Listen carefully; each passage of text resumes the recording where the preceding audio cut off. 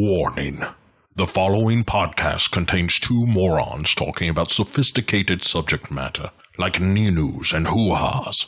Also a few whoopsie-daisies and at least one house or auntie. If you don't have a strong stomach, you know where the door is. Right. On with the shenanigans then.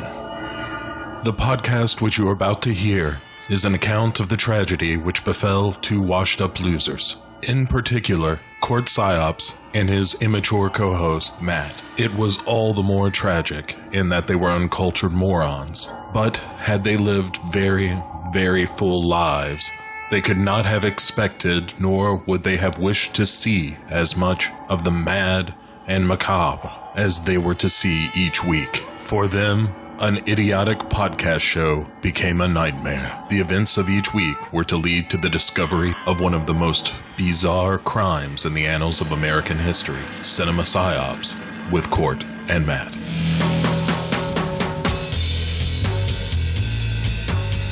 What is PSyOps? PSyOps, for psychological operations, is very simply the art of influencing how people feel and think, and ultimately how they behave and what they do. You don't have to defeat the enemy on the battlefield. It's better if you can convince the enemy to do what you want him to do without having to fight him. And that's really the intent behind PSyOps, to convince people to do what you want them to do. So how does PSyOps fit into what's happening now? The 2 points I'd like to make with you and the audience is that, first and foremost, PSyOps saves lives. The second thing I'd like to say, a lot of people have misconception about PSyOps. They think it's something devious and brainwashing.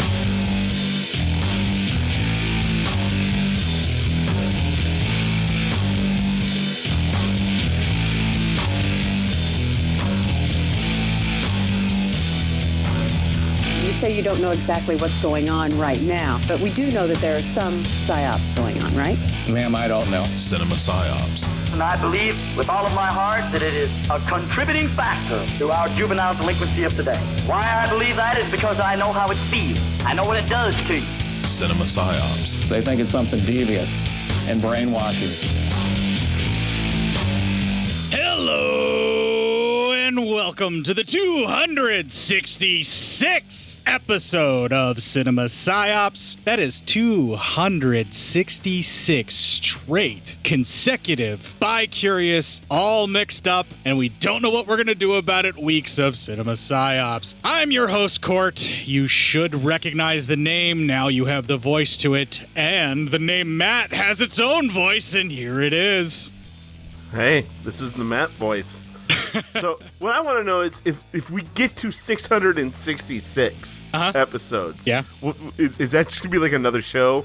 Because, you know, that would be too on the nose? Or are you going to go, like, really balls to the wall? Like, insane? It depends, because that would pretty much be our last episode. That would be it? Do you think that's what ends the world?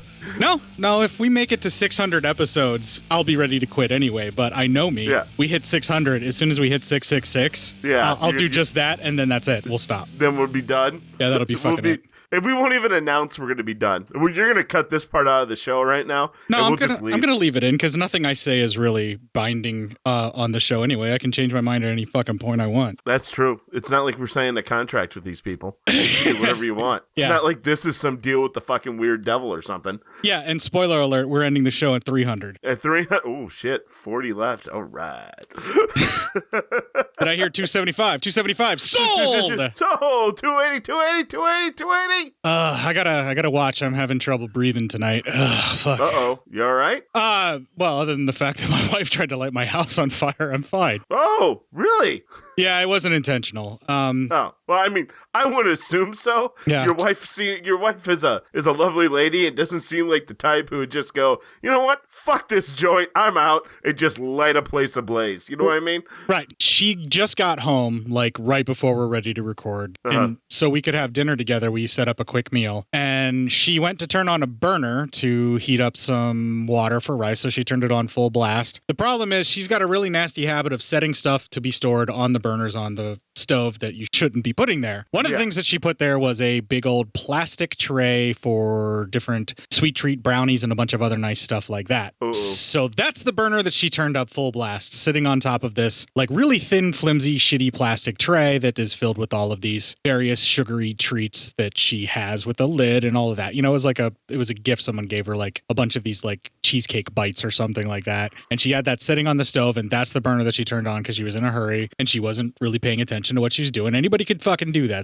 I'm not blaming her. I'm not angry at her. Yeah, it's an honest mistake. Right. But I get up to start talking to her when she's walking out and gonna go change while she's waiting for the water to heat up because she's getting out of her work clothes, getting into comfortable clothes and stuff. And I scream, "Holy shit, what is smoking? Oh my God, there's a fire." And she goes darting into the kitchen because she's just coming out of the kitchen. And because she knows what she did, she realized it almost immediately. And that plastic tray is what's smoking really, really bad. And the smell level in there cannot be friendly either. No, it smelled horrible. Like just totally molten, burning plastic. I hate that shit. Luckily, the tray itself was really thin, like I said. So what ended up being the really horrible burning smell mostly was all of those sweet treats that she just cheated herself out of. Oh, that's even worse. She had like let's say there's like 3,000 things in there, right? Let's say she had a handful and the rest are melted and ruined. Oh. So what should have been a nice, relaxing dinner with my wife and I just kind of chilling out, watching TV and having a quick meal before we get ready to record turned into me running around the house like a maniac, ripping every window open as quick as possible after she got the tray moved off the burner and the burner was shut off and everything. And we got the gist of the burning stuff done. And then setting up fans and like trying to get, air going and all of that kind of stuff. Coughing my ass off, smelling all this horrible burning plasticky smell. And the cats are terrified and like running off and hiding. And then, of course. So then she immediately, once the burner cools off, she starts trying to scrape off the plastic and clean it off. I thought it was ruined because what looked like melted pieces of the burner or a part of the burner that might have gotten shorted out and started melting was actually just like plastic and cake stuff mixed together and burnt. So once she got it cleaned off relatively well, I plugged it back in and then slowly started heating it up. And then we got it cleaned a little bit more, and now it's kind of taken care of, but there's still a bunch of drippy clear plastic. Luckily, it's clear plastic, and it's not all 100% on fire, but basically it's all dripped down below the actual high heat part of the burner, so we just have to scrape that off, and then maybe when we cook on that burner, we won't have our house reek like a goddamn plastic factory that that had a mishap. And that could happen anyway. I not as bad, but a while ago we had one of those like plastic microwave cover things you can put over like a bowl of food so it doesn't explode all over your microwave. Right, we got one too. Yeah. One day I took that out just to cook some hot dogs, and I had forgotten that my wife had boiled a pot of water, and it's not like you could feel the heat or anything. I just set it down, and when I went to go pick it back up, it had already kind of melted, like everything got stringy. It was a bitch to clean, and I felt like such a jackass. It was just one of those things where you're like, oh, fuck, and it was barely down there for any amount of time before I was like, hey, wait, I think my wife was just using this, and then, yep, sure enough, and it's just a nuisance. Well, we have one of those as well, and actually it's a little melted because I knocked it into one of the burners while she was cooking something, so... yeah, mishaps like this fucking happen, It's a kitchen mishap, man. That shit happens. Yeah, but so we're running around, we're trying to deal with all these toxic fumes, and I totally forgot we were recording tonight. Like, I just didn't even think about it because we moved it a day. And so she's like, do you want me to heat up the food, for you? I thought she meant that I was getting impatient and I was hungry, because I eat one meal a day and I wait for her as best I can with this eating plan that I'm on. And I was like, no, we're fine. And then she's like, aren't you recording with Matt tonight? I'm like, oh, fuck, yeah, we better heat those sausages. We better totally heat those sausages up. This is not good, So this isn't even the worst thing that happened to me this week. All right. And it's only fucking Tuesday of the week. Yeah, and it's Tuesday, so this is already great. What happened to you? Fucking Ricky Morgan is what fucking happened to me. What the fuck did Ricky do? He's trading on my name to try and get listeners to a fucking bullshit show that I won't even say the fucking name of. So he's using my name to try and get listeners to his show. He said that he had me on his show, and then he played this robot voice that's saying a bunch of shit about how it got beat up by little people bikers and that's why it had to use a robot voice because the larynx got crushed or some shit. Then he had the robot voice say some shit about how it likes to insert objects into its anus that are tiny or smaller objects, right? Well, now the Facebook group makes a whole lot more sense. What the fuck is that about? Right. Then he had it say some shit about me putting gas in my moped, and that's why I got beat up. I don't even remember what all the bullshit was. But the thing that pisses me off the most is he had the robot voice say that I listen to the show and that I like it. No, well, that's bullshit. Yeah. That's false advertising. Right. You don't get to use my name to sell your fucking show. Now, do I realize that by me bitching about this on my fucking show, people will probably go over and try and find what fucking show we're talking about or even reach directly out to this fucker? I mean, we had a very short-term brokered piece that was all about Danny from Hail Ming fixing everything because he reached out to you first and talked to you, and he smoothed shit over with you, and then you guys worked on smoothing shit over with me, and then there was just this real uneasy piece between me and Ricky for a real fucking long time. And we were getting along great. Like, we were having a lot of fun. It was like Cold War shit. Yeah, all fucking over again. So now my lungs are full of fucking melted plastic, but the rest of me is filled with fucking hate and vitriol for Ricky right now. Yeah, well, I mean, you know what? Fuck you, Ricky. You can't do that. No. Of course I'm in Camp Cort on this one.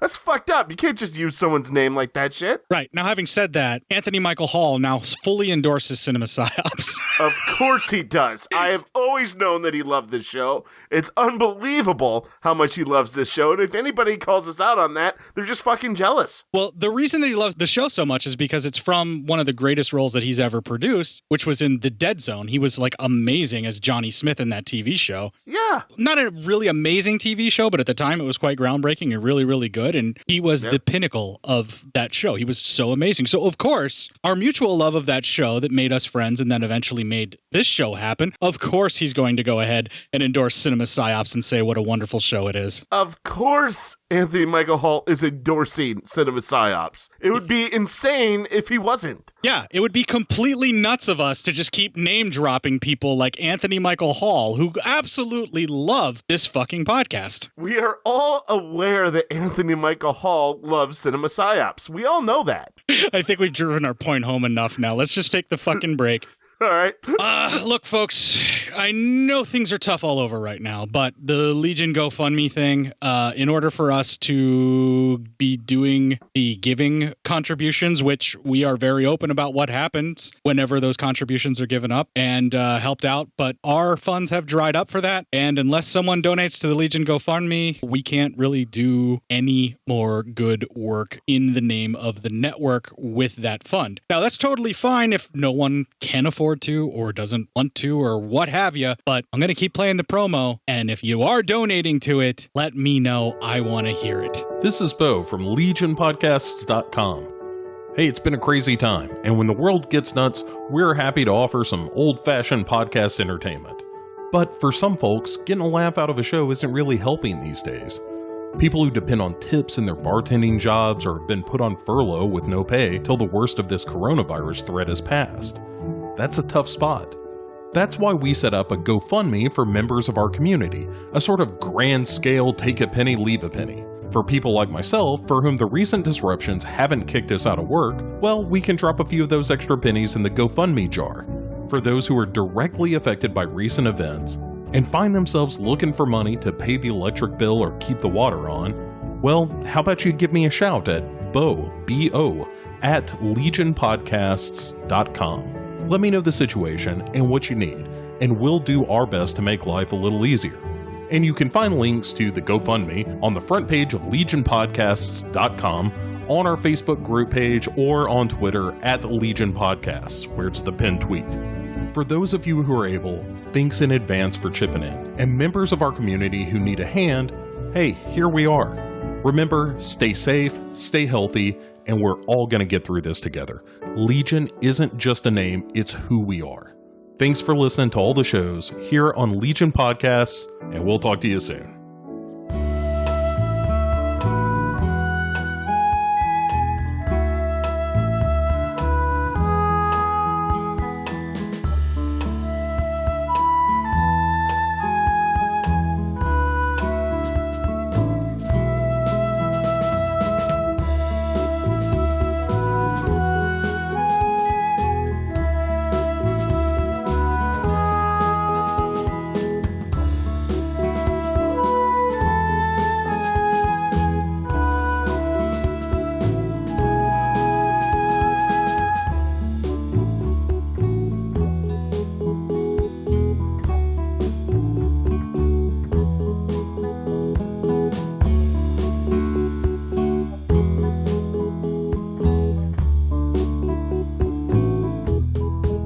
like to say that I just went ahead and, like a cheesy motherfucker, just, picked the music right out of the movie. And I'd like to lie and say that that's what this is from, but it's just another public domain little, like, interlude thing. It sounds almost exactly like a lot of the music that's in this movie. Yeah, I mean, the movie had a lot of generic type of music. Library music. This is spun off of the same camp that produced Night of the Living Dead. There's a lot of the same folks that aren't Romero that went on to do this, and we'll kind of discuss that as we get into the review. This was a confusing fucking movie. Yeah, well, this film, The Majorettes, has kind of a long and storied creation, which I'll try and condense down a little bit. There's a lot of stuff that happened to it, but I think the best place to really get started in explaining what the fuck's going on in the movie is the trailer. Alrighty then. The high school Majorettes. They're so popular, so pretty, and so desirable. You just can't take your eyes off them, and that's enough to get them killed. One by one by one. He knows who we all are. And if he's determined to come after us one by one, gives me the creeps. One by one. They're never too young. They're never too old. They're never too late to give the last performance of their lives.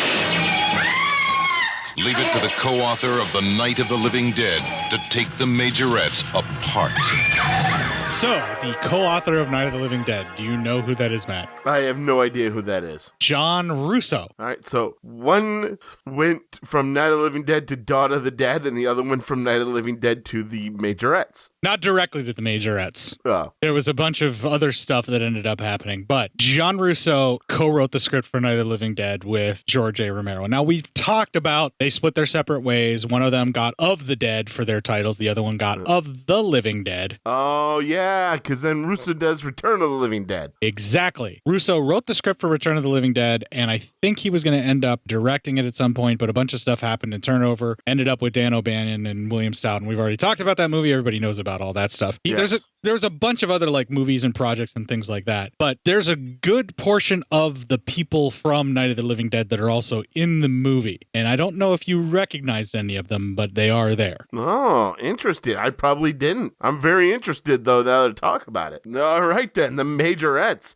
In the first 20 minutes, here we go. We start out with a nice little kind of montage of what I'm assuming the Majorettes practicing. They seem to be like a baton twirling squad. Not really a cheerleading squad, but like, a baton twirling squad, that kind of thing. Did you not have Majorettes in your high school at all? No. I mean, we had the dance squad, the cheerleading squad, and I believe like that.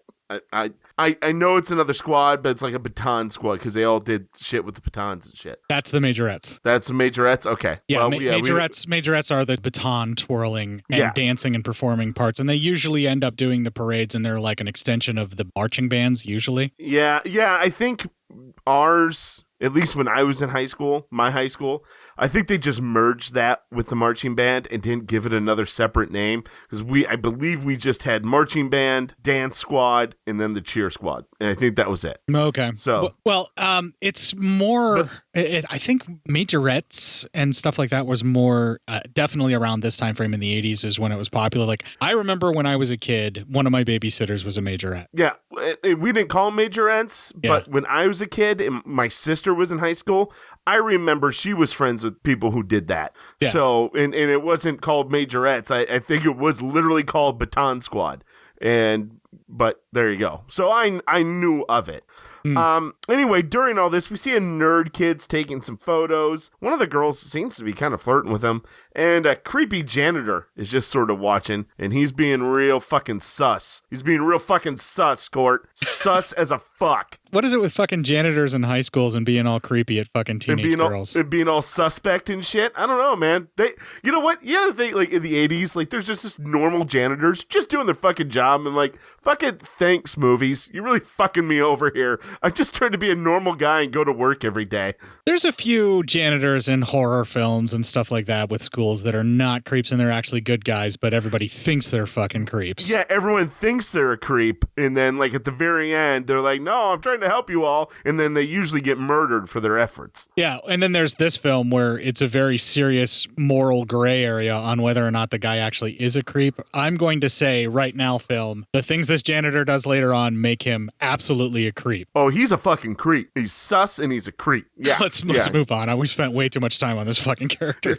He's a fucking creep. Then we cut to the girls are in the locker room, getting changed, showering, that sort of stuff. And they're kind of talking. Thank you, movie. There's some nudity. Thank you, movie. And it makes us no better than we see creepy janitor dude go into a room and he's watching through the vent and taking pictures. So while I'm decrying him and I'm like, wow, you sick fucking pervert, I realize I'm no fucking better than him. But you are, Matt, because what you are watching is a bunch of actresses paid to undress in a locker room. So you are not the creep in this scenario, because what you are actually watching is women who have consented to be filmed naked for this film, which you are now consuming. You are not the guy behind the vent with the camera. Thank you, Cort. Thank you. That helps me, and it makes me feel better. Thank you. What you need to feel guilty about is only if you thought in your mind, boy, I wish that locker room when I was a kid had some kind of vent like that so I could take a camera there.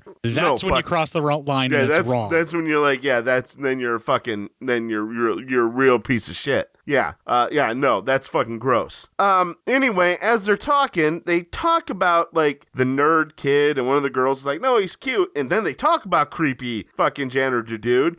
And the kind of the girl named Vicky, it seems to be kind of the leader almost of this squad. She's like, no, he's harmless. His mom takes care of her grandma, apparently. And like I said, all the while this is going on, he's taking pictures through the vent, so he's not harmless. He's a fucking sex offender at this point. In the 1980s, what he's doing is quote unquote harmless. Yeah, no, I know, fucking porkies and shit. Yeah, okay.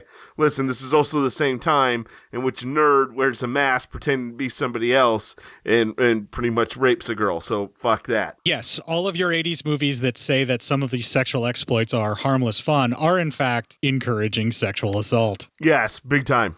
We all have to deal with that as a collective group. We do. We have to deal with that, and I'm fine dealing with it. But I mean, holy fuck. We have enough people who project their horse shit. So anyway, then we cut to the nurse, and she's kind of pushing the grandma around the chair. The grandma isn't talking. She seems to be in some sort of a condition. And then she's kind of telling her, this nurse, like, oh, when you die, I'm going to sell all the things you've collected. And then she's like, but what are we going to do to take care of that granddaughter of yours? So it sounds like the nurse has some very nefarious things she fucking wants to do, and it's not really cool. Yes, the nurse is also a fucking creep and terrifying. Yeah, so, I mean, none of this is good. Can we play our favorite fucking game on CinemaPsyOps of find the character you can equate yourself to? Because so far, no one. Yeah, none for me. That's a big none. Maybe the nerdy camera guy. Maybe. Yeah, he's kind of okay. I mean, I can identify with being a fucking nerd. I wasn't good at taking pictures, so I don't know anything about that. The nerd part I fucking get, you know. Well, and he's very polite, and he's actually making sure that he's taking photos in a way that the ladies are aware of what he's doing, and, he's out of the way to let them do their routine and stuff. He's doing his work the way that he should without being a perv. He's there doing what he's supposed to be doing. Right. That's how you take photos of ladies, with their knowledge and consent. Yes, and that when they've asked you to do so. Exactly. So, everyone could just, people need to calm the fuck down that, oh no, it's harmless fun. No, it's fucking not. So anyway, later on that night, one of the girls who had been flirting with the nerd kid, she takes him out kind of in the middle of the forest, and they stop and they start making out and kind of really getting into it. And you feel like kind of good for the nerd kid. You're like, hey, that kid feels lucky just to be there. And you think, hey, listen, things are going well for him. So something's getting ready to go wrong, because if this is a horror movie, nothing ever goes right for the fucking nerd kid. Really not ever. Usually that poor nerd son of a bitch, he's going to get ready. He thinks he's gonna like have the fucking night of his life, and he's gonna get excavated in some fucking sense. So sorry, kid, life's not gonna go well for you at this point. And we should also talk about the conversation that they have before and after the makeout and somewhat sex session. Okay, well, before the makeout, she talks about how, he's like, not a lot of girls look at me that way or think of me that way. And she's like, well, I do. And she's telling him how much she likes him, all that kind of shit. So, I mean, she's trying to fucking, I don't know, man. What you think is, wow, this is really nice for him. Things are, finally looking up for this poor son of a bitch. He knows he's probably like, we can't wait till I tell dad I'm not a fucking loser, and maybe he'll let me back in the fucking house. Wow, you are full of fucking hate and vitriol for this poor kid. You know what? We've watched enough of these fucking things, and I've seen enough of these poor fucking nerds just get the fucking shit end of the fucking stick, all right? While everyone else, while some fucking Chad survives with the fucking cheerleader at the very fucking end, and this poor fucking kid didn't ask for shit, and he just got fucking murdered all the fucking time. Wow, Matt Psyop, you sure are sounding like a guy who is involuntarily celibate over there. Using terms like Chad. Yeah. No, the thing that I was trying to fucking talk about is they pull into the forest and she has him stop and he goes, I thought we were going to the drive-in. Yeah, you thought they were going to go to the movies. I found the guy that I can equate myself to. He's upset they're not going to the drive-in. That character must be me. And she's like, you can hold me like we're watching a horror movie. Right. And when she said that, I'm like, sold. This girl's good. So anyway, as they start making out, it looks like, hey, man, this is going to get pretty hot and fucking heavy. She stops it. And she says she can't do it to him. It's too easy. She apologizes, and she tells him that she's actually pregnant by another guy. They're talking, and she's like, she's pregnant by this guy named Mace, who's like the local town big drug dealer. And she's asking him what they should do, and we see, of course, somebody stalking from the fucking outside of the car. As they continue, they're in a convertible, the roof's up, but as they continue to talk, a knife cuts open the roof. It picks, the guy who's in there picks up the poor nerd kid, slits his fucking throat. Fuck this guy already, I don't like him. Yeah. So she goes running.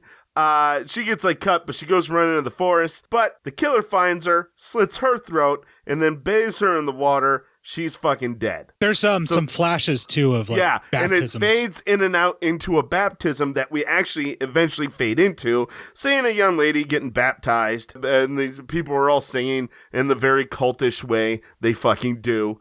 And that's the first movie appearance of a Night of the Living Dead alumni, is that scene with the baptism. Oh, who's the alumni? They're coming to get you, Barbara, was the pastor. Really? Yep. The pastor was him? Yep, the original Johnny from Night of the Living Dead. I'm gonna have Russ to fucking... Striner.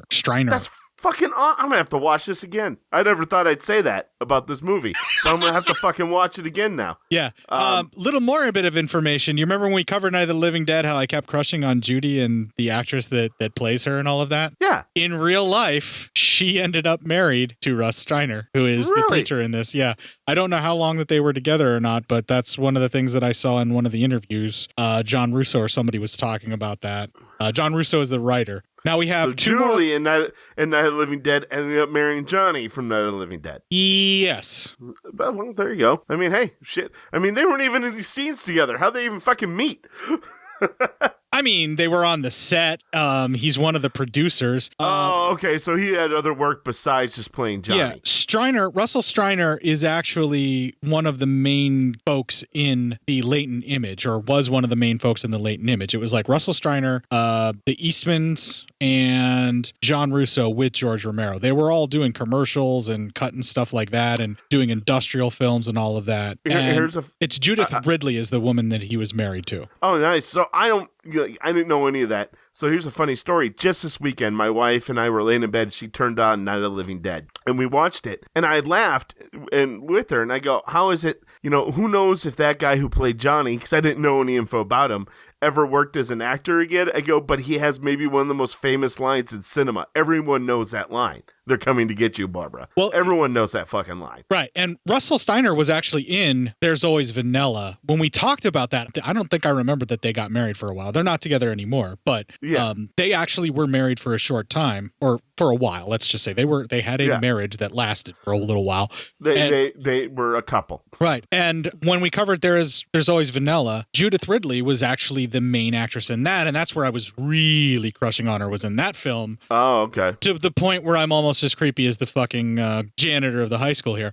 And Striner is actually in There's Always Vanilla. When they're shooting the beer commercial at the beginning, he's sort of the hippie director with the weird flowy hair. And it's a huge difference between Night of the Living Dead and even There's Always Vanilla, which he was in, because he had actually, was able to actually afford to be able to eat. And I think he was working out because he put on some weight, but he doesn't look fat. He just looks like bulkier, like he actually, did some working out or something. Because in that, he's a much bigger guy, but not like heavy. You can tell because it's mostly up in his shoulders and his arms.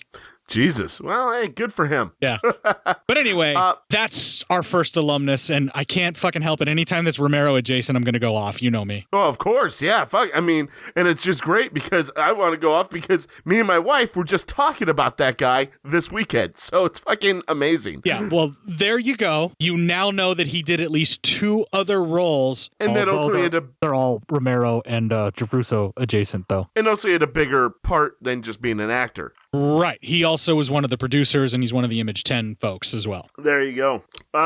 Okay, so anyway, the sheriff is told of the murders while watching this little young woman's baptism, and so they run off. Then we see a guy in bed with what appears to be the Majorettes coach, and he's a county detective, and he gets a call that, of the murder, and he lets her know, and it breaks her heart. But they leave and they investigate, and he's with the sheriff at the scene, and the sheriff definitely does not like him very much. Does not like him at all. Doesn't want the county involved, but whatever. And they decide to go talk to the parents, and that ends pretty much the first 20 minutes of the film. All right, well, we covered pretty much everything that I wanted to talk about, but the only character that I kind of identify with is already dead. And have you ever seen the original Town That Dreaded Sundown, Matt? I have not. You have, because you've watched the Majorettes. Zing!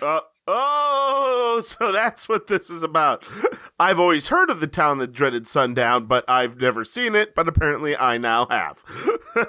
Okay, I need to be a little more fair, okay? Right. The bag over the head from Town That Dreaded Sundown is clearly what was the influence for the camouflage bag over the head. He does yank people out of a couple out of a car to murder them, but it's a little bit different. But at one point, I do believe he does crawl on top of a car and cut open. Although I've seen that used a lot. Yeah, but this is like 83. Town That Dreaded Sundown was like in the 70s. And it's like too close. Right. And after I watched it and I got that impression that this was, let's be polite and say, heavily influenced by Town That Dreaded Sundown. After I got that notion from watching it, I started watching the special features on the Blu-ray. And one of the things that John Russo said was he wanted to do a slasher like the Town That Dreaded Sundown. Well, okay, then never mind.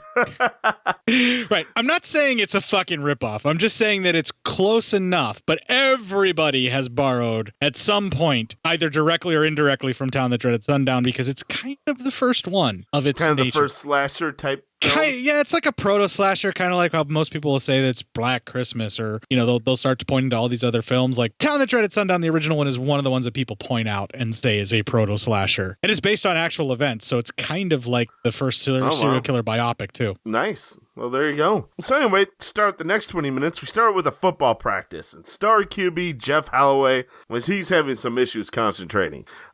So we see the weird janitor dude is he pulls out some binocs from his lunch pail and is watching the Majorettes practice. Okay, we need to get a rolling on this, right? Yeah. The thing that makes this wrong in my book is that they are high school girls that he is trying to watch from afar with binoculars like a creep. Yeah. If you are out in the open and someone is spying you from, say, a perch like he is doing and just looking at you with binoculars, when you're out in the open, you're out in the open, right? Okay. Right, that's slightly less creepy. Slightly, I guess. I don't know, man. That's a rough judgment. You're skating a fine line. At best, you're skating a fine fucking line. Look, I'm just trying to justify staring at nude beaches with my binocs, okay? Okay. You can't fucking do that, all right? You gotta stop that shit. That's a clip, by the way. Holy shit. So anyway, as the weird guy's watching the Majorettes, Mason and his gang interrupt him, and that's our first clip. Mace, you aren't authorized to be in this stadium. All that young stuff down in that field turns me on, man. You gonna give me and Mace a look through your glasses, Harry? So hung up on those bitches you didn't even hear us coming. I'm helping the majorette coach, Miss Morgan. From up here, I can tell her if the lines are straight. You hear that, Mace? He's helping Miss Morgan. In that case, why you hide your binoculars in your lunchbox? Still hiding your toot in there, Harry? I'm not using that stuff no more. Using or not, you still owe me from your last buy. 150, Harry. I don't have that much on me. Well, give me what you have. Unless you want to pay me back by dealing for me when school starts. I can't. Some student would laugh. I'd get caught. Oh, but you don't mind sitting up here scoping the chicks, do you, Harry? You're a pervert, Harry, you know that? Yeah, Harry, a fucking pervert. Right, Mace? $83? You have the rest for me by tomorrow, but Tila's coming back to break your fucking legs. I'll have it. Not tomorrow, though. Thursday. That's when I get paid. Okay. I'll let you off the hook till then. But that's the deadline. Get me? Yeah, Harry, that's the deadline. Get me? All right, we need to talk about the janitor's dialogue delivery in that scene. Yeah. Up until this point, we hadn't really heard him talk. He's just been kind of pervy and running around being weird and all that kind of shit. When he talks, did you or did you not automatically flash to the lonesome death of Jordy Verrill and Stephen King's performance? Yeah. Yeah. Like if Stephen King were trying to do a Pittsburghese accent instead of a North Maine, which isn't really a huge difference between the two because all that's kind of same, like a nor'easter type thing, you know? Yeah. Except the Western PA gets a little more yinza, if you know what I'm saying, and some of the folks out there do. But like as he's delivering that dialogue, I started getting homesick for Pittsburgh, and then the next thing I know, I'm hearing him talk, and I'm thinking, holy fuck, is this Stephen King? Sometimes, hey man, those books don't write themselves, all right? Sometimes you need some help.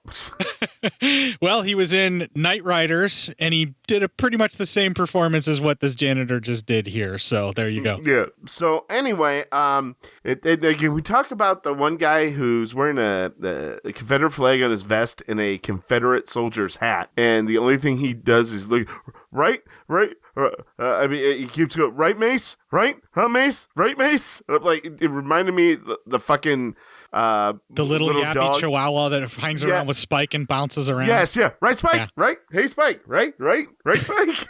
Yep, that's I was thinking of that too, except he's like all being Confederate and racist. The Majorettes are, their practice is done, and they're given the rest of the day off, obviously, because, one of their own is now dead.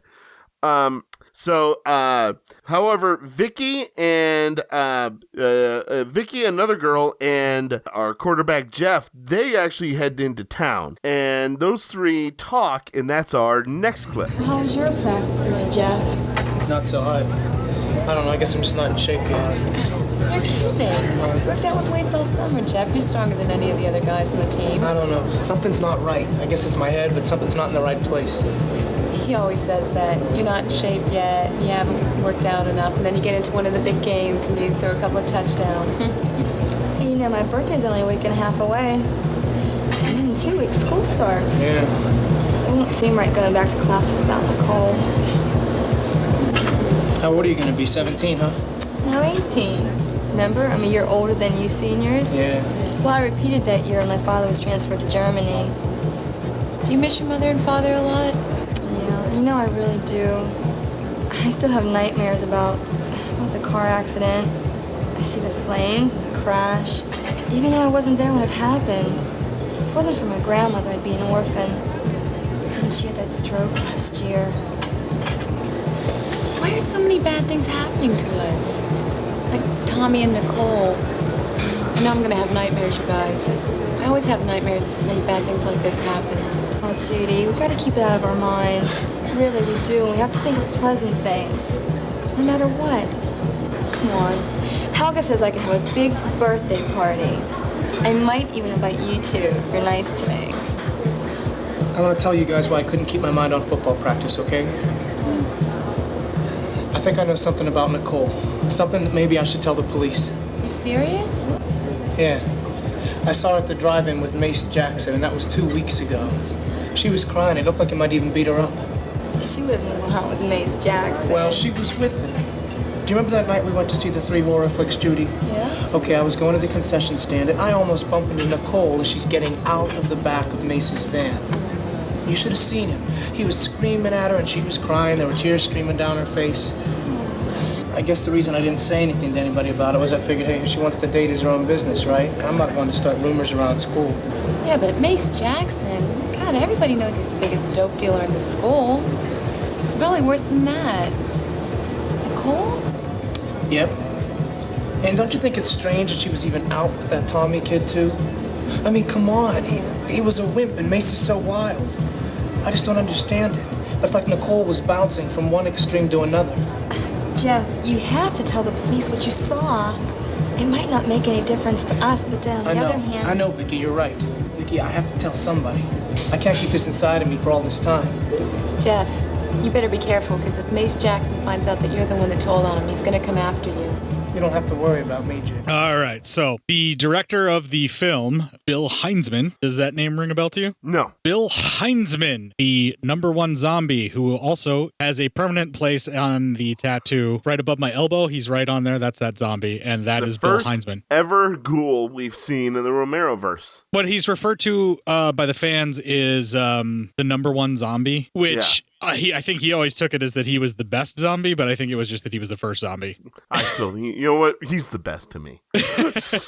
Well, of all of the zombies that I could have possibly gotten a tattoo of, I picked 2 from Night of the Living Dead. The first one I got was him. The second one I got was Karen Cooper, the little girl who kills her mom with the masonry trowel. Yeah. So there is that. Now, Bill Heinzman, or S. William Heinzman as he's sometimes credited, was the director of the film. And in the interview after I watched this, one of the things that he says in the interview very specifically was that he made the mistake of killing the best 2 actors that they had right off the bat. He should have cast them in different roles because they were clearly the 2 best actors that they had hired. And after sitting through the 2 minutes and 53 odd seconds and counting of that last clip, I tend to really agree with Mr. Heinzman. Yeah, they really did do away with the 2 better actors in this movie. Yeah, right away. The scene that they have in the car is really poignant. It's fucking real. They have some very tender moments. Both actors are giving so much of themselves. I completely believe him as this sweet, innocent guy. And for like a brief second, I almost believe that he'd be like, it's okay, you can still blame me. Like for a second, I thought he was going to do that until the creepo came and killed him. Right. Like I felt like he cared enough about her, even just from afar in some weird way, shape, or form, that he's willing to raise some drug dealer's baby for her. Yeah. And then we cut to this scene later where the Majorettes are all sitting around, or these couple of Majorettes and the football star are all sitting around talking. He's such a weakling.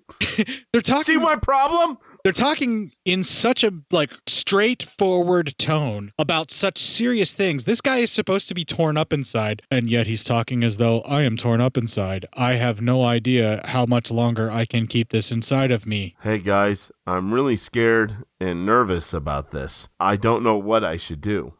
Right. So that's the kind of movie we're going to have for the rest of the clips. So if you feel there's some kind of disparagement between the conversation in the car versus what we just talked about here, that's why. There is. And it's there.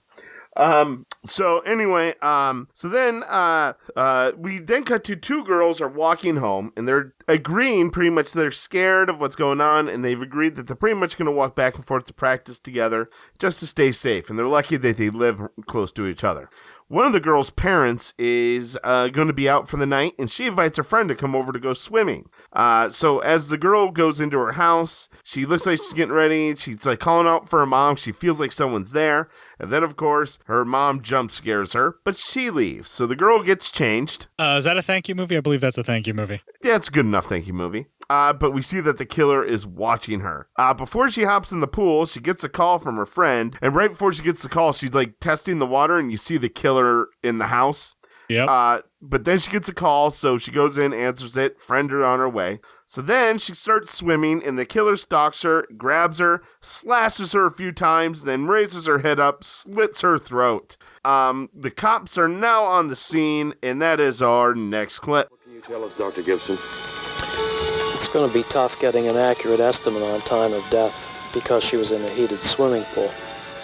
She didn't die of drowning, though. I mean, she was still alive when the knife went in. That's why she lost so much blood. Her heart was still pumping. Any idea whether the murder weapon could have been the same one used on Tommy Harvack and Nicole Hendricks? I'd say there's a strong possibility. The wounds all appear to have been inflicted by a sharp, thick-bladed knife, almost like a bowie. Speaking of the Hendricks girl, I can tell you something new about her now that I've done the autopsy. What's that, Doctor? She was pregnant. At the time of her death, the fetus was about 7 weeks old. And if we can find a father, maybe then we'll be able... Yeah, maybe. I gotta go. I'll be back in touch with you after I've done the post-mortem on Barbara. Thanks, Doc. You know, Sheriff, I keep thinking about the fact that the bodies of both our female victims were found lying in water, even though they died by stabbing and not by drowning. Killer's mind, there must be some kind of purification thing going on, some kind of cleansing ritual. Yeah, I've been thinking of that too. But even if it's true, it probably won't help us catch him. Did you recognize the coroner in that clip? I did not. That is the writer, John A. Russo. Oh, that is Russo himself, huh? Did you notice when the coroner walks away, there is the sound of wood planking like he's walking across the giant deck, even though they were standing on cement? Yeah. Do you know what that was? No. Okay. John Russo is a rather short gentleman. Now, that's coming from a guy who's barely 5'7"ish, 8 with shoes. But I'm short. I'm short as fuck. I will totally admit that. But if you call me short, I'm going total Joe Pesci on your ass. John Russo is shorter than... Calm down. John Russo is shorter than me. He was standing on a walkway of apple boxes to pull that scene off. Wow. I have no idea why they put him in there other than he was the writer. He didn't even really want to do it. He clearly states that I'm not an actor in the interview, that he just was kind of told he had to do it. So he just did it. And when he's delivering the dialogue, other than the fact that he's John Russo, he is really hard to watch on screen. Yeah, that was not easy. Now, he was also in Night of the Living Dead. He was the zombie that gets dispatched by Ben with the tire iron. Oh, I didn't know that. Nice. There you go. I assume in Night of the Living Dead, a lot of people played double duty, like of doing stuff. Quadruple and triple duty. Yeah. A lot of the behind the scenes folks were playing zombies. A lot of the people that were, background actor characters in the roles that would show up briefly, they played zombies multiple times, not just the zombies of their character that died, like Johnny. No. Yeah. Mrs. Eastman was the zombie that eats the mouse off the tree. Oh, really? Yeah.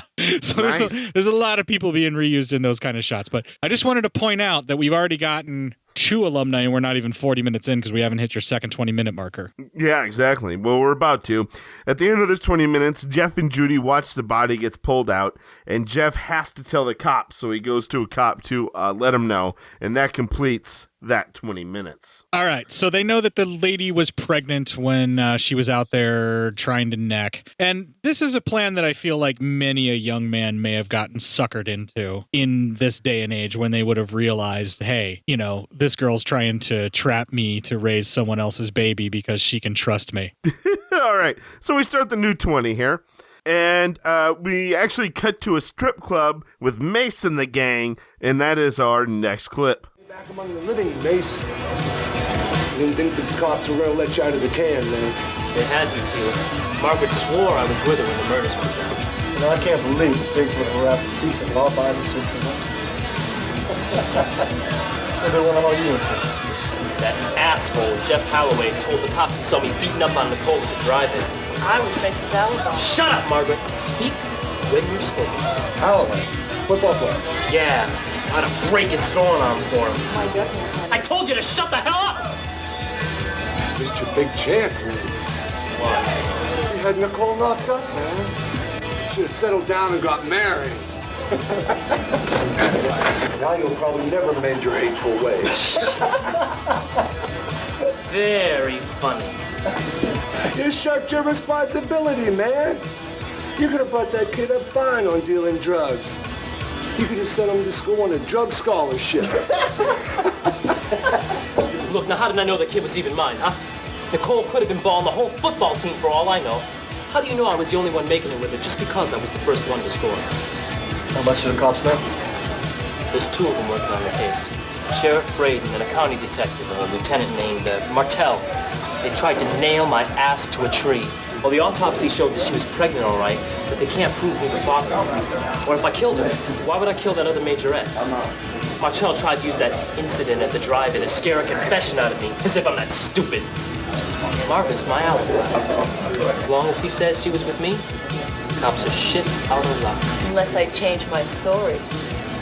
Don't even make me think you want to. Or else the next needle you put in your veins might be loaded with rat poison. Jesus Christ. Like this guy is a piece of shit. Yeah, these drug dealers, big shock, they're all real serious assholes. Yeah. This is what happens whenever someone that is a quote-unquote big fish in a small town goes on to start making ends meet by cutting corners, and they just keep getting more and more bitter about how horrible their life is and the choices that they made. And then they're the big kingpin drug dealer of an extremely small town, which basically means they're the ones that drive to the bigger cities to procure the stuff and then just divvy it up. That's like their equivalent of being a drug dealer. And when they go to the big city, they get their asses like fucking mocked and shit and treated like shit. So then they come back and right, which is why the drugs in the rural areas are always hugely marked up, and why my childhood was so fucking miserable. I mean, whoa, hey, all right.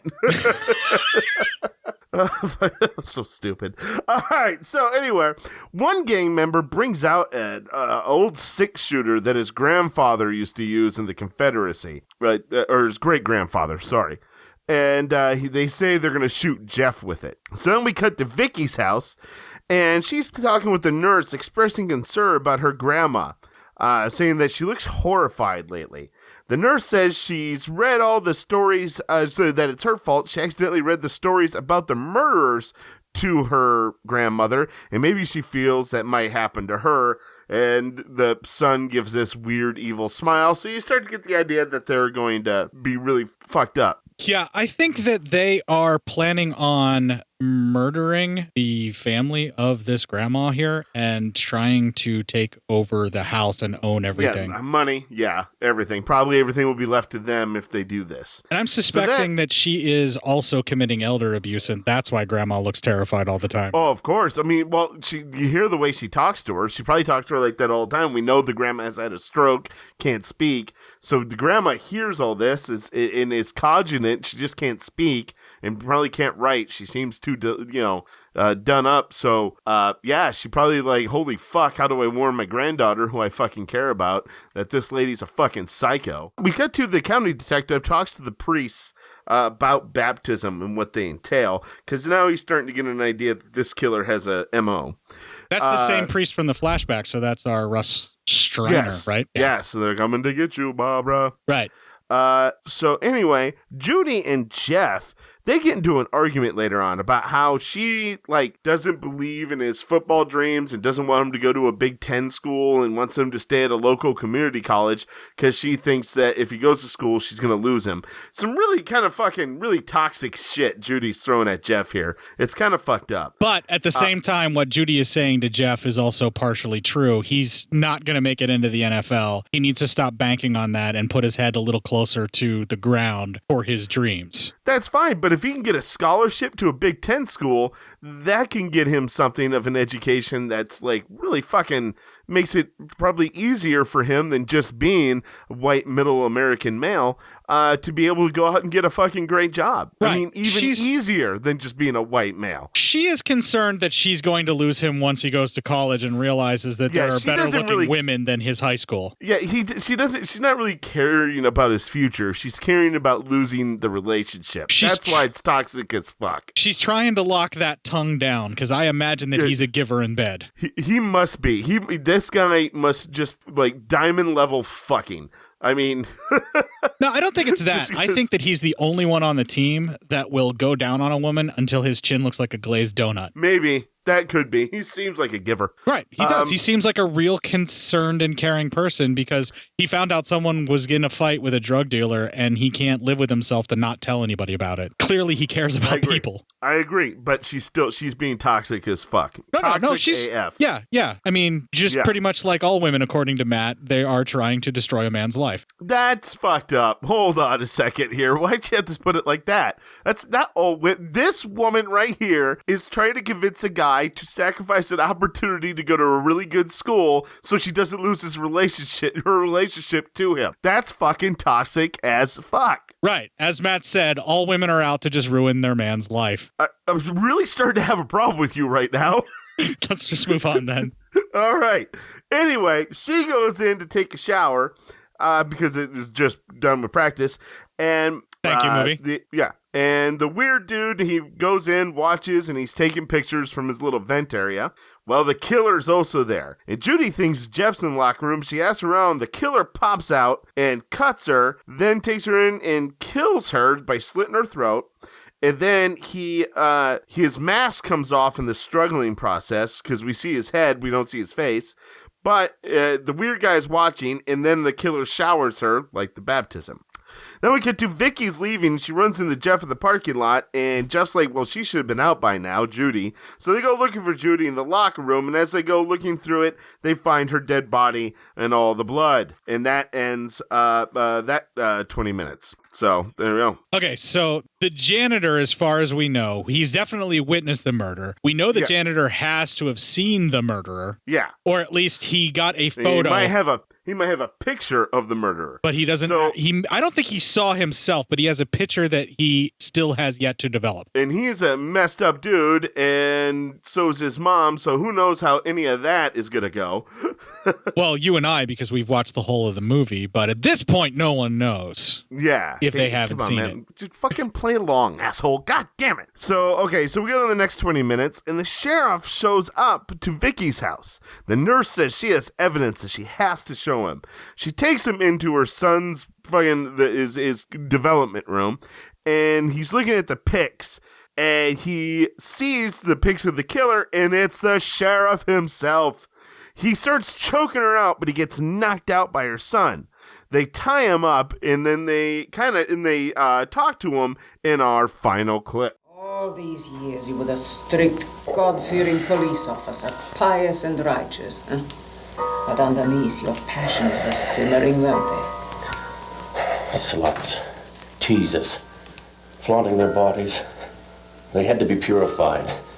They were sinful and evil. I agree with you, Sheriff. In fact, there's one more I want you to punish. Who? Darling Vicky. Vicky?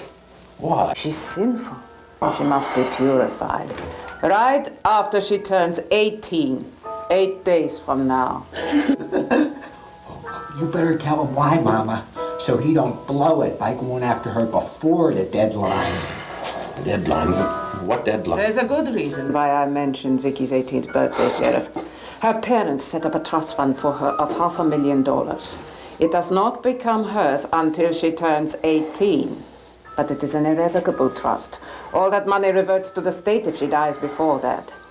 But if she dies after she turns 18, it all goes to her invalid grandmother. And by the terms of Elvira's will, if she dies while she's in my care... And you inherit the $500,000. How bright of you, Sheriff, you figured it out. Harry and I were in a quandary as to how we would do away with Vicky without casting too much suspicion on ourselves. But you will help us solve that little problem now, won't you? Won't you? Yes. Jesus fucking Christ. Well, things are not looking good for Vicky here. Things are being tough all over. Yeah. So anyway, the detective and the majorette coach they're having a nice dinner, or lunch, and they're talking about the killings. And, the detective pretty much nails down the killer motives about being angry, about all this kind of stuff, about he just pretty much nails down what the sheriff pretty much just told us here. Yeah, he's making like a mind hunter and totally laying out the whole entire plot line of the movie like a mentalist type profiler would do. Yeah. So anyway, they get a phone call about the about Judy's murder, and they head back to the station, only to find out that Jeff and Vicky were let go by the sheriff before he could talk to them. As they leave, Vicky and Jeff are now kidnapped by Mace and his gang. The weird janitor guy sees all this and decides to follow them. So they drive and they get to the place. They all believe Vicky is Jeff's girlfriend, and they're going to gang rape her in front of Jeff to punish him. And then they all of a sudden say they're going to go ahead and murder him as well, and her, because they saw their faces. One of the guys, however, is starting to not be into this, and doesn't think it's cool to harm Vicky at all. He's like, kill the guy because he's a snitch, but she didn't do anything to us. Well, then, his logic is flawed. They have to at least kill her because she's seen them, and if he turns up dead, then that's obviously going to be all them. So these guys are not the sharpest knives in the drawer. No, they are having a bad time. Yes. So, so then during all of this, the weird guy comes in and he's telling him, you can't do this. Mom will be mad. And he goes, Mom will pay you a lot of money if you let him go. You don't have to worry about it. I'll take care of it. And then the other guy still yelling at Mace that he doesn't want Vicky to be hurt. So then he and Mace get into a fight in which he starts beating the fuck out of Mace. But right before he can hit him with the tire iron, the other guy, who's like the fucking little chihuahua, hey, where we going, Mace? What are we doing? He shoots him with the gun, killing him. Then the nurse's son is shot by another guy, killing him. Then, because of all the commotion, Jeff is able to hit a guy and get away, and he and Vicky start running, but she is shot and falls on top of Jeff. The three guys think that everyone in the room is dead, and they take off. However, Jeff is still very much alive. Jeff he had a human bulletproof vest. Yep. Jeff is going a little crazy, and, well, by the way, every plan's fucked now because Vicky's dead. Jeff goes a little crazy. He gets home and he gets an assault rifle. He finds the gang's hideout. They cut to inside the hideout. The entire gang's in there. Mace thinks they should leave because it was all fucked up, but the whole group is like, who's going to know? Everyone's dead there. They can never pin it on us, and we'll say we're all together here, and we'll all just vouch for each other. And then as they're talking, Jeff uses his shirt, puts in a gas tank of a fucking van, kind of gets it lit on fire, and that blows up their van. Margaret and one of the gang members, they hop into a car, and they're trying to escape, but Jeff kills the gang member, shoots him in the head. Margaret crashes the car, and Jeff shoots it enough that it just blows the fuck up. Mace comes running outside, but Jeff shoots him in the leg. As Mace kind of limps into the forest, Jeff pretty much kills the rest of the gang. So now, all of a sudden, we're no longer in a horror movie. We are in almost what would seem to be like a rape revenge film. This is a rapeless rape revenge film at this point. Yeah. But I mean, that's what it seems like right now. Yeah. So anyway, the entire gang is dead, blows all the shit up, Mace runs away. Now that's the end of that 20 minutes. We're in the final, probably 13 minutes of the movie. I only have one thing to add here, right? Yes, go ahead. With all of these multiple storylines all going at once, it's amazing that they fit this in an hour and 27 minutes. Like they jammed this much story in. It's actually pretty incredible. I mean, I'm going to give them a little bit of props on that. That was I was like, oh, wow, that's pretty amazing. And I'm going to hold the rest of my comments till we finish off the film, so go ahead. All right. So then Jeff chases a hobbling Mace in the woods. Jeff finds Mace. Mace kind of cuts Jeff across the stomach, but Jeff is able to, like, kind of get the gun pointed at him. Mace kind of begs for his life, like, you got me. I didn't hurt anybody, though. I didn't kill anybody. Please, please. And Jeff kills him anyway. And then he kind of just falls against a tree. Then we cut back to the nurse talking to Grandma that her son and Vicky are both dead. There's no money, and she'll just kill the grandma now. Gives her an injection. That kills the grandma.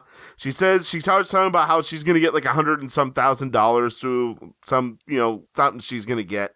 And as she goes, she's like, I'll make sure, like, the sheriff will look the other way for your death because, I have these photos. But then the sheriff's in the room. He jumps her and strangles her. And then I just remembered, holy shit, we had a horror movie on top of this. Fucking, I forgot all about this motherfucker. Holy shit. So he jumps in, he strangles her, then makes it look like she hung herself, says he's going to leave the clothes he did from the murders and the murder weapon there with all the photos of half-naked women. It'll look like her son was was the fucking killer and that she found out and hung herself. He destroys his photos. And so that's done. Then we see Jeff's in shock, in a coma in the hospital. Doctors don't know if he'll ever wake up. Sheriff said he did him all a favor and that he'll make sure if he ever wakes up, he'll get him exonerated. We end with little girls practicing to be majorettes with the sheriff just standing there watching. That's not creepy at all. Roll fucking credits.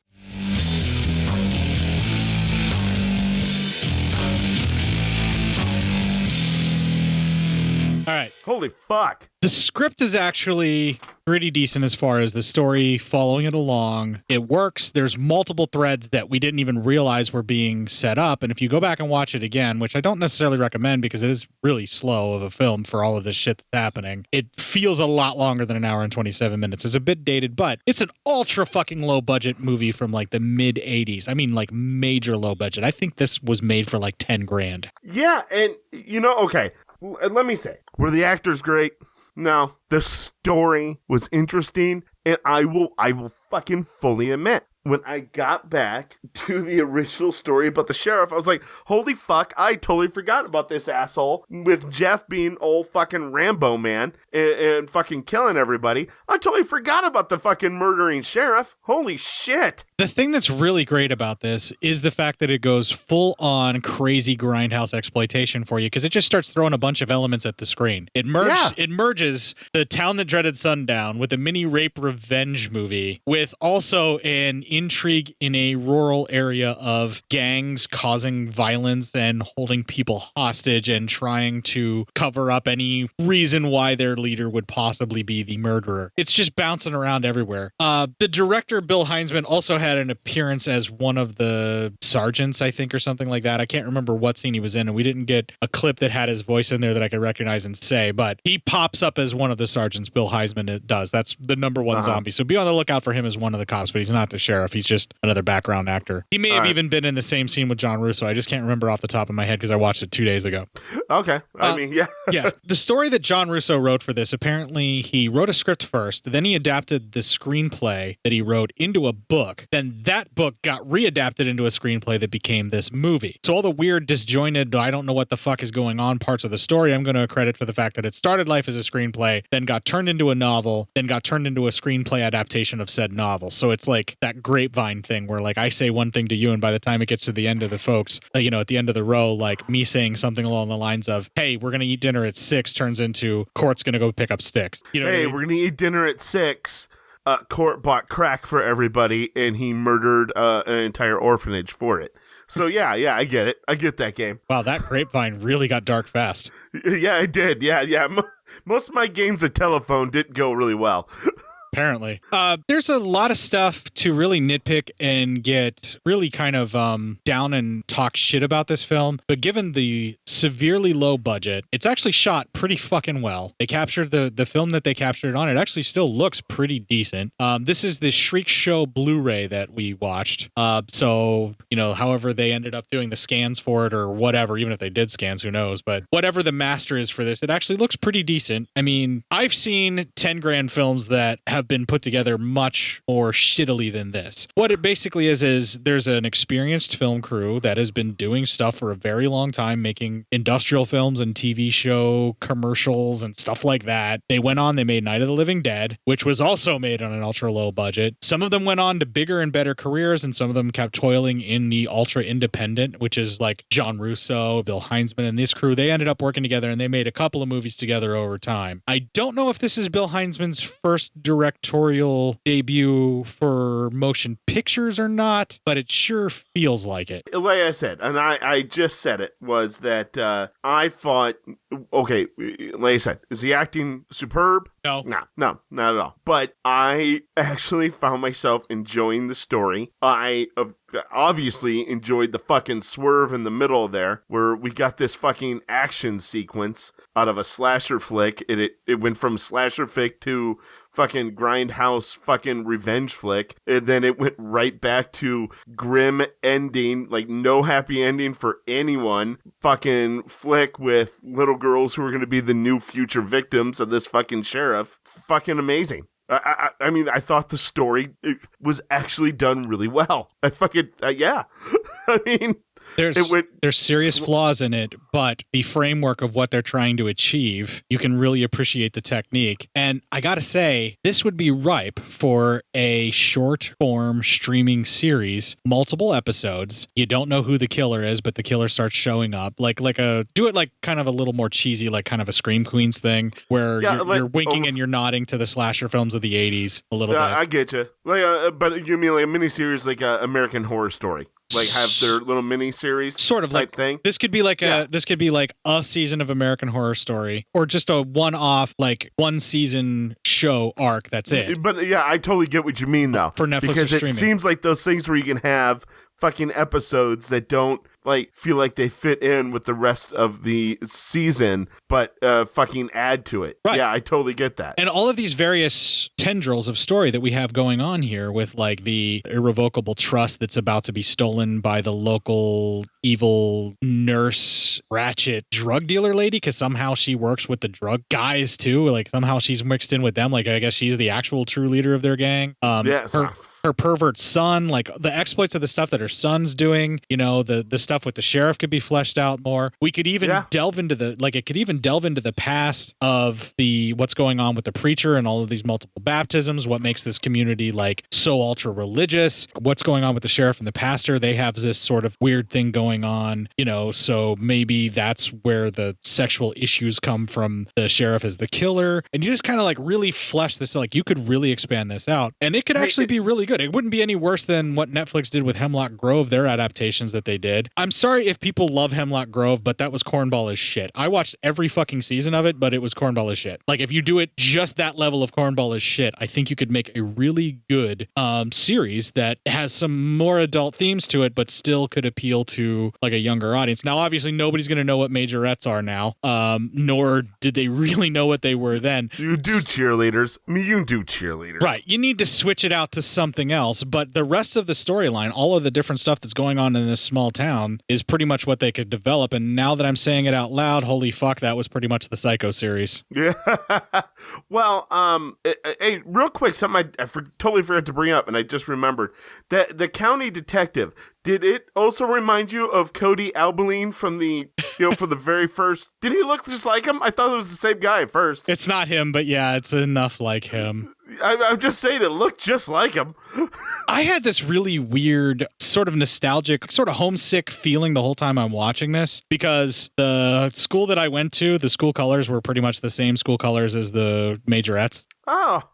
A lot of like their facilities looked like the school that I went to as a kid. I mean, because it was built in the same general area of PA, obviously. And because this is what people looked like in PA around that time in the 80s, I had flashbacks to various babysitters I had with the haircuts and things like that, especially the ones that were Majorettes, because there was like 2 or 3 of them that were Majorettes that were babysitters for me at a certain point in time. So I had this weird, like, nostalgic connection to this film that I think made me enjoy it a little more. And yes, I did say it gets a little boring in parts, because there's some parts where there's some doldrums where you're really just kind of waiting for something to happen. This is an hour 27 minutes. It could have been tightened up quite a bit in the editing, I think. But early filmmaking, again, super low budget. I have definitely seen much worse slasher knockoff films than this. Yeah, I gave it some shit. Yes, I talked some trash about it, but so did I.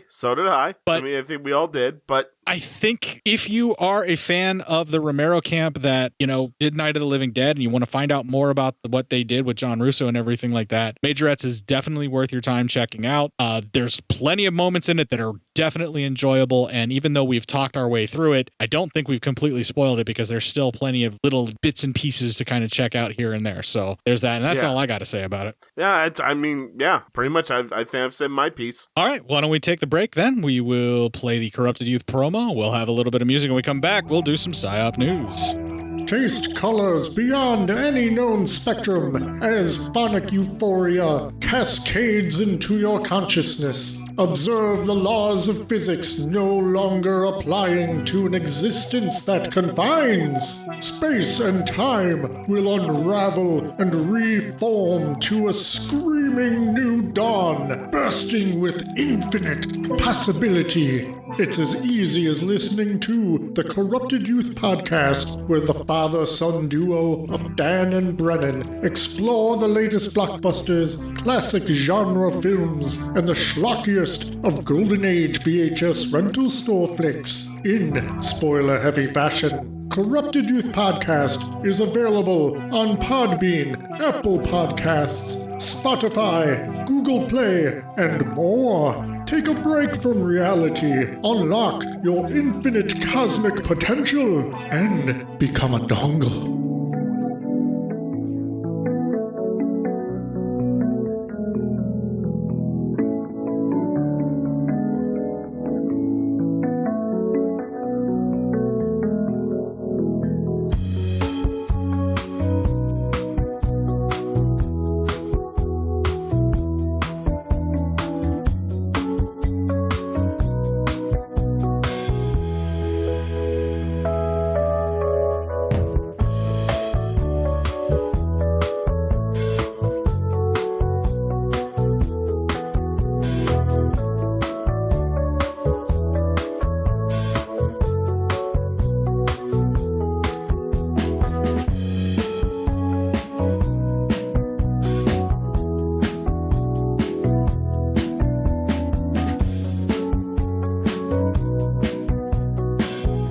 I'm not going to tell you where that music came from, but I didn't yank it out of this film. You didn't? No, I would should be fucking pretty cool about that. Well, I'll cop to it if I yanked it out of the film. I like to kind of brag that I was able to pull it out of the film and it was usable. You know what I'm saying? Yeah. But in this case, no, I did not yank it out of the film. Well, this film. So everybody still be a little bit cool. But you yanked it out of another film. So, yes. So everyone still has to be pretty fucking cool about this. Well, it was a rather romantic kind of scene, if you catch my drift, is the type of music that I grabbed.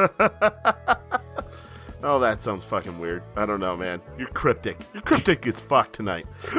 That's me, cryptic as fuck. Well, let's match that up with some psyopmatt.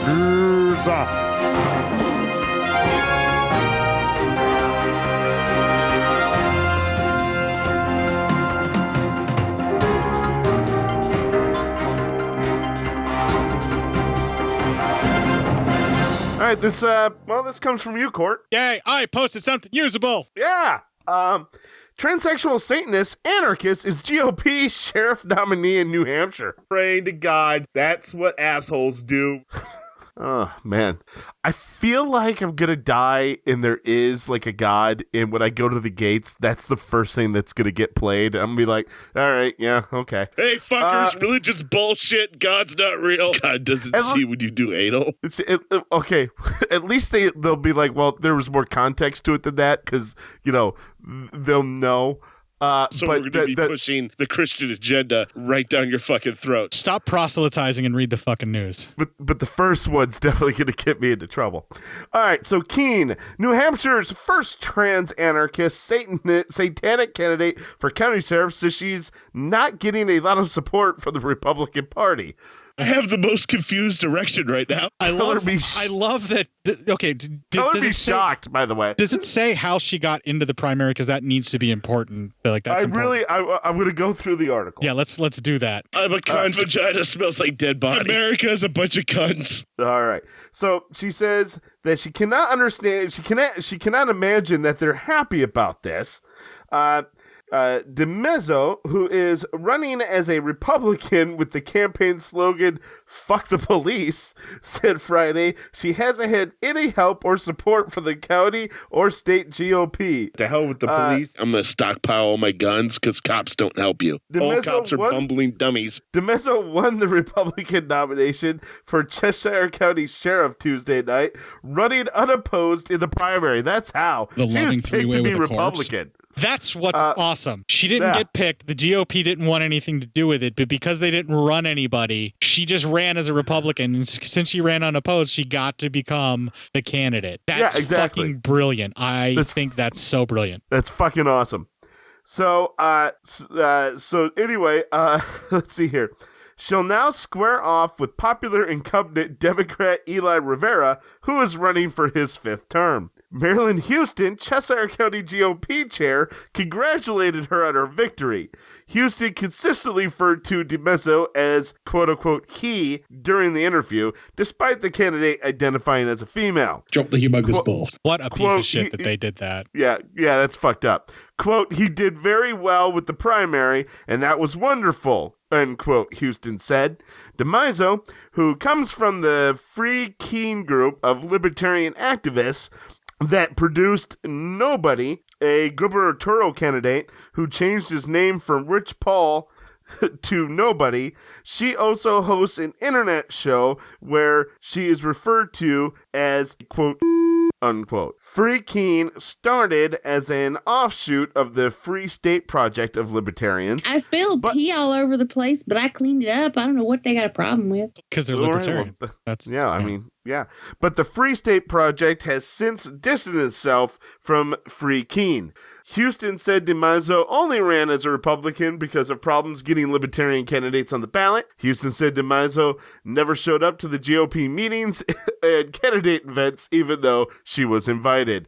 That would have been fucking awesome. Quote, Area really came into the Republican Party because he was unable to get into the Libertarian ballot, unquote, Houston said. Again, this Houston being a fucking massive douche. Okay, so this is a libertarian guy who is misgendering her. Is that what's going on? I thought Houston is a Republican. No, or is he who is Houston in this story? Houston that's Marilyn Houston. That's a Cheshire County GOP chair. Oh, who is purposely misgendering her. Yeah, yes. So DiMaio signed up to run as a Republican 2 days before the deadline when she found out the longtime Republican candidate Earl Nelson was not running. DiMaio said she would be willing to be more supportive of the GOP agenda if the party was supportive of her. That would be also fucking hilarious. Rock meet hard place. Yeah, she stated that they're clearly not on my side. There was an effort in Rindage to write Nelson in as a candidate after concerns were raised on social media about DiMaio's gender, religious beliefs, and politics. Nelson got more than 200 write-in votes on Rindage on Tuesday night. The people of Rindage did a phenomenal job. Very well done, DiMaio said. There was no concerted effort to keep DiMaio from getting the nomination, Houston said, though Houston heard from many people who wanted to write in a different candidate instead of DiMaio.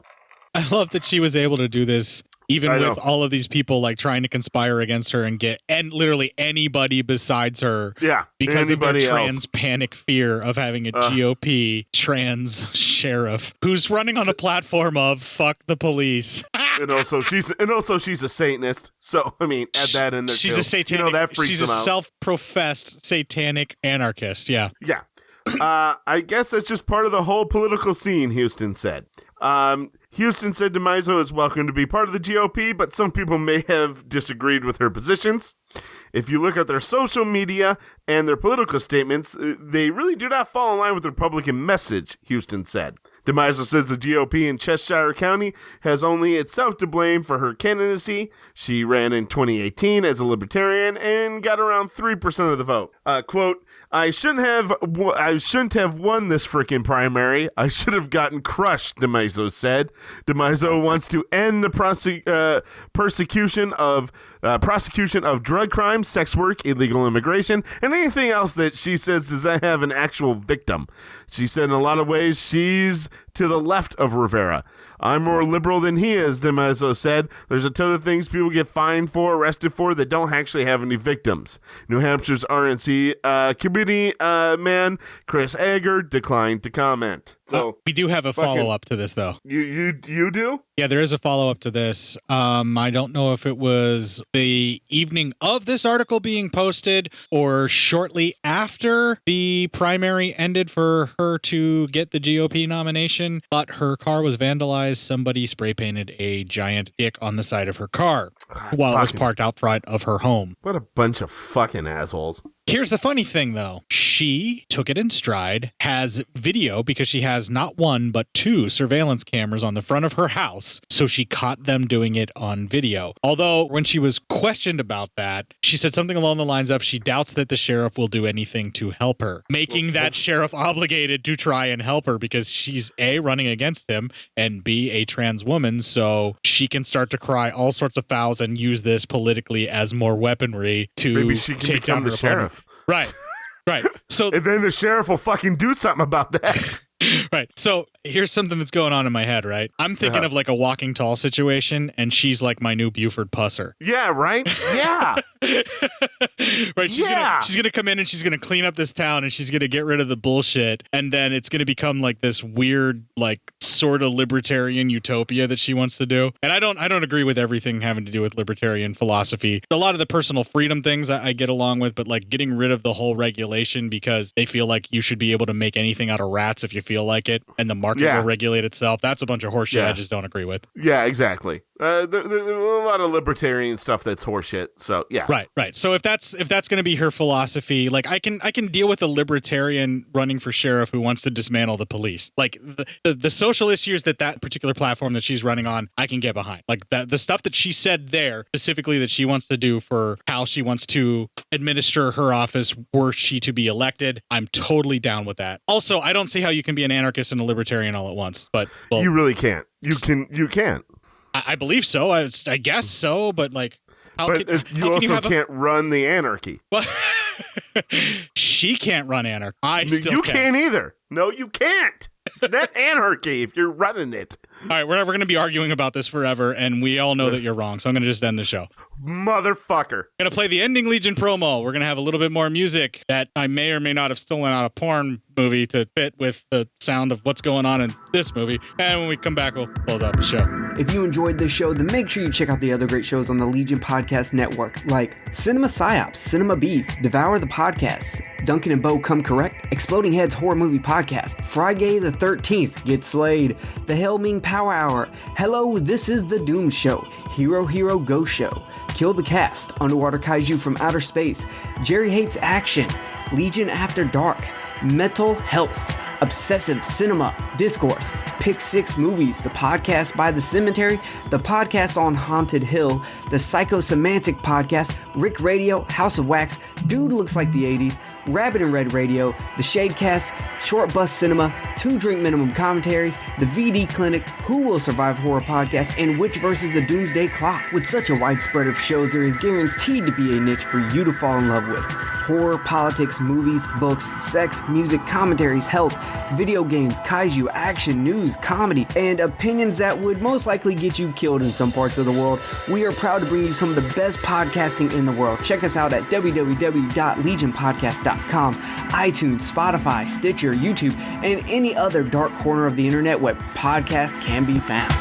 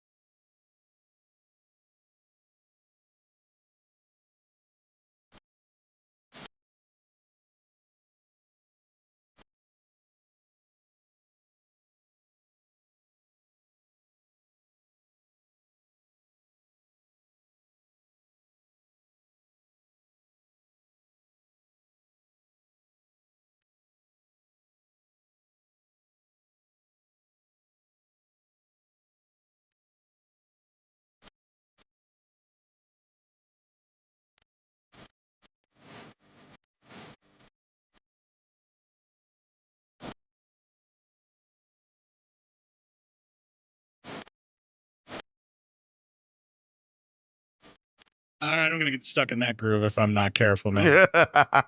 Yeah, why not? Yeah. Woo! And for those of you that are doubting that that was in fact porn music, just listen to that beat back again. Just back up about 15, 30 seconds or so, go about halfway through that little musical interlude, and then just picture pumping to that drum beat and tell me that's not fucking music. That's fucking music. That's fucking music if I've ever heard fucking music. I'm not talking baby making music, which is all artful and romantic like some Marvin Gaye shit. I'm talking like fucking music, like where you got to get a good rhythm up so that you can make that girl go. Yeah, there's no candlelight here. It's just fucking, it's just a dark fucking room. And you're just fucking, that's it. Well, if you'd like to learn more about what Matt thinks a dark fucking room actually is, you can check out our main landing and or launching page, legionpodcast.com/cinema-psyops. That's all of our previous episodes, all previous 265 episodes before this week, all available right there with descriptions of how Matt likes to have sex in dark rooms. Well, I mean, Yeah, I don't see myself. I'm just saying. If you'd like to get more information about why Matt loathes himself and hates his face so much he won't even put it on Facebook for all of you, you can check out our Cinema PsyOps group and ask him all sorts of questions in the group. Although he won't respond to that, you can also try messaging him through the messenger for Facebook. He is Matt PsyOp on there. He's also on Facebook, and by on, I mean he shows up occasionally during shows as Matt PsyOp. And I'm also on Facebook as Cort PsyOps, so you can get a hold of me there. You can comment there. There's also our main page of Cinema PsyOps on the social media network that is destroying our way of life, that is Facebook. You can like that page there and give Zook a little bit more of your time. Yeah, because that's exactly what he fucking needs. You can email feedback to Matt, psyopmatt@gmail.com, and get all sorts of tips about how to make a romantic/non-romantic fuck session happen. Apparently he has a lot of fucking ideas of how that happens. Just get a hold of him at psyopmatt@gmail.com. I think the problem is I don't have any idea about how that happens. If you'd like to learn a little bit more about how to fuck properly, you can email feedback to Cort, cinemapsyopscort at gmail.com. Oh, all right. Let him know specifically you'd like to learn some of his maneuvers that actually do seal the deal and why Matt isn't capable of doing said maneuvers. Fucking Jesus, man. Just fucking all over me today. What the fuck's wrong with you? You can twit a couple of tweets to a couple of twats on the hate-filled shitfest that is Twitter. I'm at Cort_psyop, and he is at psyopmatt. I'm not the one who almost burnt down your kitchen. Don't get mad at me. I'm not even mad at her for that. It's an honest mistake, and we got to take it care of. I'm still pissed off about Ricky. I'm taking my anger about Ricky out on you. Don't get mad at me because Ricky's fucking up. You can follow us on Instagram, cinema_psyops, and by us, I mean me, because I am running that meme factory like this fucking show, which means pretty much I'm releasing something on the regular, and you can count on those tasty-ass fucking memes from me. Yeah. Fucking Ricky. Now I'm mad at you, Ricky. What the fuck? It is his fault. So, like Matt PsyOp's about to do, kick the fuck out of Ricky Morgan, and this weekend they get you a bitch.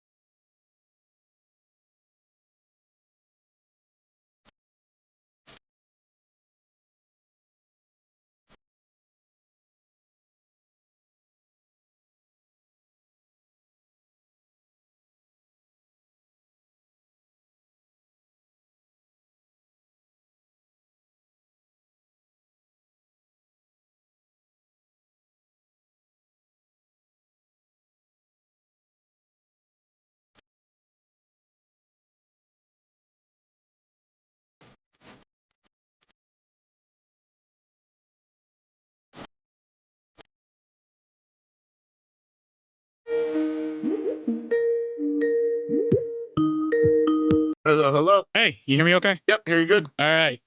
Might as well not, Terry. Let's start recording on your side, do the clap, all that shit. Alrighty. I am recording. 1, 2, and 3.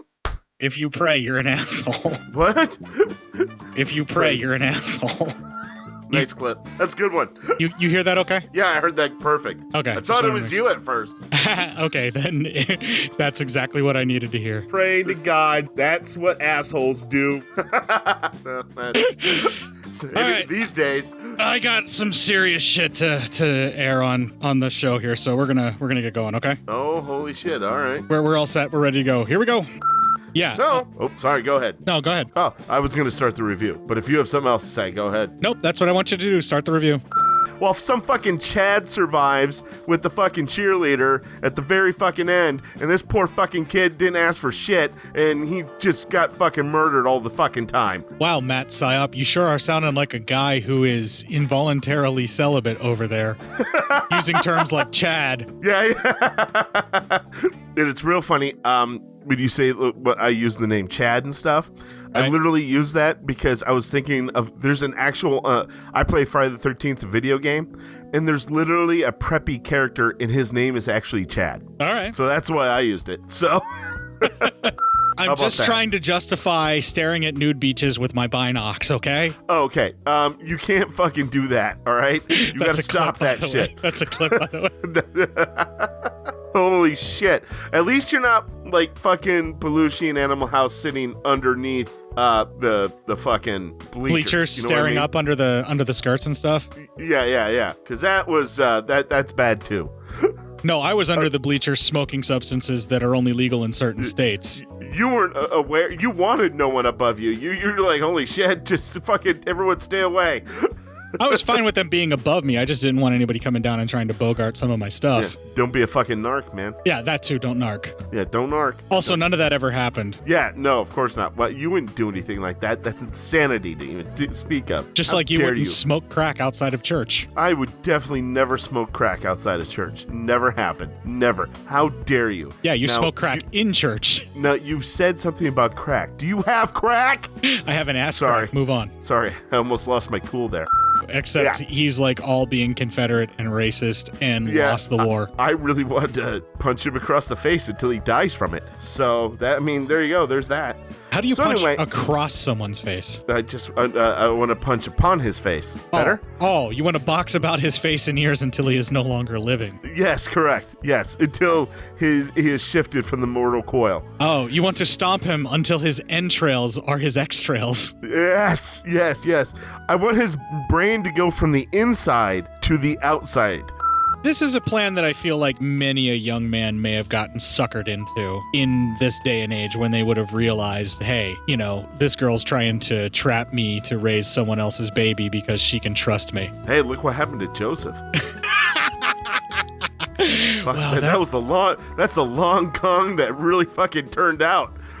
I mean, she really had to just keep lying her ass off about how it was an immaculate conception. I mean, dude, that went on forever. You ever think at one point she's like, I think this is getting out of control? I'm pretty sure that before her death, she must have realized how far out of control things were getting. Wow, holy cow. It resulted in the death of her love child. Yeah, in a horrific way. Poor bastard got nailed to some boards because mom just didn't want to admit that she quietly told someone to go before her actual husband. In her defense, though, back then, if anybody found out it was out of wedlock, she gets stoned to death. So, you know, let's be honest here. We'd all lie too. So you're saying the long con was just to avoid being stoned to death? Probably. That sounds like a horrific way to die. I mean, there's got to be worse, right? There probably is, but not many. As long as they're all headshots at the first, it doesn't last that long. Well, yeah, but you know what? That was all the way back then. None of them were good shots. Come on. What are you talking about? Let's move on. We got to get done. We're talking way too long about this fucking movie. Right, which is why the drugs in the rural areas are always hugely marked up and why my childhood was so fucking miserable. I mean... Whoa, hey, all right. I overpaid for drugs as a kid! And let's be fair, not all drug dealers are assholes, you know, but this guy is. I would say that if you are selling the kinds of drugs that you knowingly are selling to make sure someone gets addicted, that kind of puts you over the threshold. Like if you're selling crack and you're selling heroin, you kind of are in a moral area of you could try and justify it with your libertarian excuses, but you're preying on the weak. No, that's true. I was talking about like a weed dealer. I mean, they're probably not totally bad people. But no, they're just selling weed. Yeah, if you're not selling the hard shit, if you're just dealing weed and you're not murdering people to stay out of jail for it, then you're probably not a bad dude. You're probably just really into fish. Yeah, probably. Tie-dye. We're a lot of tie-dye. There's you know, the fucking, you've listened to Touch of Grey a couple times. Yeah, we get it. You followed Dave Matthews around on tour before he got a little puffy and sounded like he has a squirrel in his mouth when he sings? Blues Traveler was definitely a part of your college experience. We get it. We understand. Yeah. You know, right. We get it. Right, exactly. So stupid. Yeah, she probably like, holy fuck, how do I warn my granddaughter, who I fucking care about, that this lady's a fucking psycho? Well, and, there's that, and they also fixed a bell to her wheelchair so that she can continue to run a drug empire. Yeah, that's true. And we all like running, grandmas running drug empires, because... I was making a reference to Theo from Breaking Bad and Better Call Saul. Oh, there you go. I never got into those shows. How dare you, sir? Jesus. You're only denying yourself, really. I know. I really love to. But I know that I've always heard, everyone's said that they're awesome shows, so... Well, you and I, because we've watched the whole of the movie, but at this point, no one knows. Yeah. If they haven't seen it. Just fucking play along, asshole. God damn it. I'm fucking trying here, but I'm still upset about you trying to declare that all women are destroying relationships because of this movie. Oh my God, I will fucking drown you. And that's a specific threat right there. You're going to have a hard time because I'm still rather buoyant, regardless of how much weight I've lost. It's going to look... I'm buoyant, too. It's going to look real weird. We're just going to be floating there. I don't... Come here! Come here! We're just going to look like two otters floating on our backs, washing food with our hands. Yep. Come here, Cort. Oh, no, I'm tired. I need a nap. All right, let's move on. We're running out of time. All right.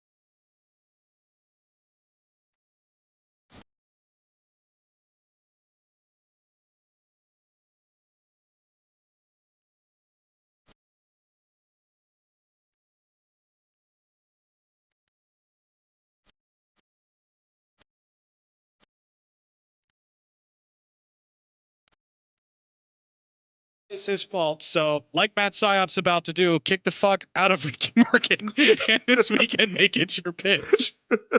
Oh shit, I don't know. Maybe we should change that. Nah, we're not going to change it. It's fine. Nah, fuck it. It's fine. I've stopped recording on my side.